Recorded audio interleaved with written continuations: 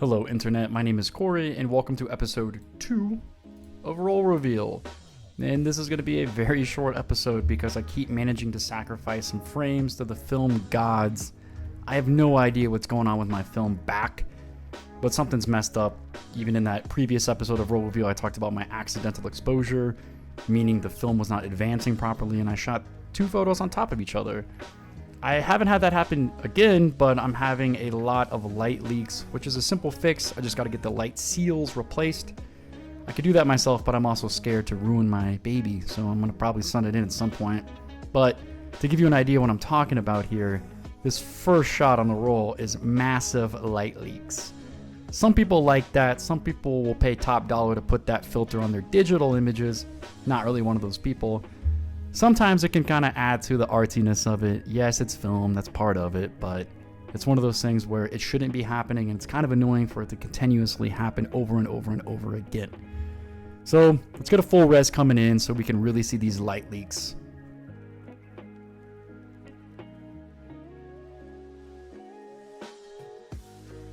Now that I got this full res preview pulled up here to give you kind of an idea of what I'm talking about, there should be a perfect black border all the way around the actual frame. It's not really the case. This is allowing some light to seep in whenever I'm taking the actual shot. It's a simple fix, like I said earlier, but I just don't want to do it myself. I'm really into the repairing and tinkering kind of thing, but it's with my Hasselblad and I don't want to jack it all up. And then also to give you an idea of what I was talking about, even on the second shot of this roll, I'm still getting some more light leaks. This one, however, isn't as distracting as the first one. This one's kind of artsy. I'm going to post on Instagram. Maybe people will like it. Maybe people will just completely ignore it. Who knows? It's kind of annoying, though, for this continuously to happen. And it's also very annoying considering I have 3 more rolls to scan. And I'm kind of curious if they're also all going to have light leaks in it. Yeah, this one's actually kind of cool, though. I mean, it gives you an idea. It kind of adds to the sunrise effect, but it's just a giant orange blob right here on the left, which will be also on the right because it's mirrored. Whatever. It's still a cool shot. You're getting some cloud inversion here. This was a crazy, crazy day. We got on the trail at 2:30 in the morning in attempt to try to get to the top of a 14,000-foot mountain at sunrise. We didn't.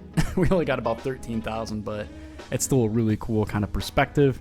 This was the kind of the ridge line that we were trying to walk across, but a lot of the snow didn't allow us that, so we had to kind of forge our own way.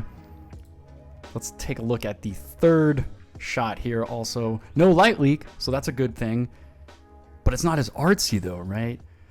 Oh well.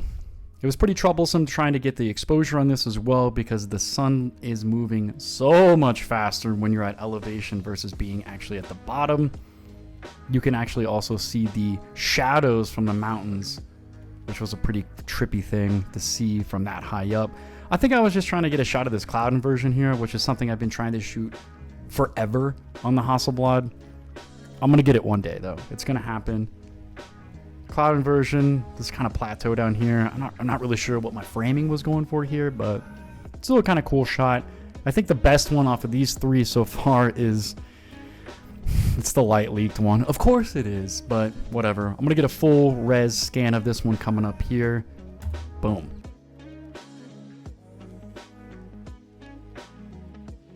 Got the second section of this roll loaded up here into Epson scan. So let's take a look at what shot 4 hasn't hit.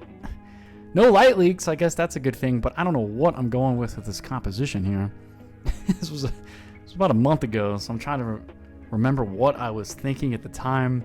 It's the joys of film. A lot of the times I forget entirely what I even took photos of, let alone the mindset that I was in when I was taking the photo. So it's always a fun process going back and seeing what Corey was thinking on the side of a literal mountain. I think I was just trying to get this mountain range over here in the frame. I mean, I did, but not really much going on with the shot. Kind of boring photo there, Corey. Good job, dude. All right, let's roll on to the next one here. Oh, it's the second shot on the roll, but no light leaks this time. Is it as cool, though, without the light leaks? Honestly, I don't think so. I think the light leaks are kind of cool. As much as I was just dogging on them 5 minutes ago. I think I'm probably going to post the one with the light leaks. We'll see what this preview looks like. Okay, that looks actually kind of cool too. But it doesn't have that really cool factor. I guess there's some light leaks over here in the border. Just doesn't have that same pop with the orange and all that kind of jazz going on. I do like this composition a little more because these rocks are more in focus. This blob of snow down here though, it's kind of annoying. I'm getting really picky. Still can see the cloud inversion, which is cool. Let's get this last shot. Again, literally as I was just talking 30 seconds ago, a lot of the times I forget even what I take photos of or the mindset that I'm in. I don't remember taking this photo at all, if you couldn't tell by that very genuine reaction I just had. I know this was kind of as the sun was poking behind some clouds and we were getting a lot of sun rays, I think. Dang, that looks crazy, except it's really dark. Little hits of snow here. A lot of light leak on this border. Really don't know what's going on here. It looks kind of cool though. A lot of stuff going on. Not really sure which is the best one out of these three here. Definitely not this one. There's really nothing going on. I'll probably end up having to do the full res of this guy again just to really get a full scan of it, considering I already scanned the middle shot with the light leaks. So let's get a full res coming up, and I'm going to do a little bit of adjustments. This thing is basically underexposed by a stop or two. My whole intentions of trying to get these sun rays popping through here. You kind of get an idea. Here's the kind of shadows of the mountains I was talking about earlier, which was crazy trippy to see how fast this starts to push out whenever the sun goes up. Crazy. More cloud inversion, dark blue clouds up here. Kind of a cool shot, honestly. I don't really know what I can do with the histogram because it's kind of already just crazy as is. A lot of stuff going on. Maybe it's a little green. Yeah, it's a little too pink there. Green, pink, green, pink. Honestly, I might just let Epson do its thing and just scan it, because everything I'm adjusting right now just doesn't look right. That's a little too green, it's a little too blue. Let's just scan it and deal with it later.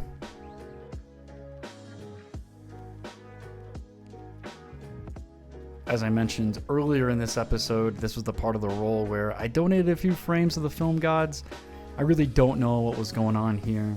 Before I get ahead of myself though, this was the 7th photo on Mount Princeton, and then after that, I don't know what happened.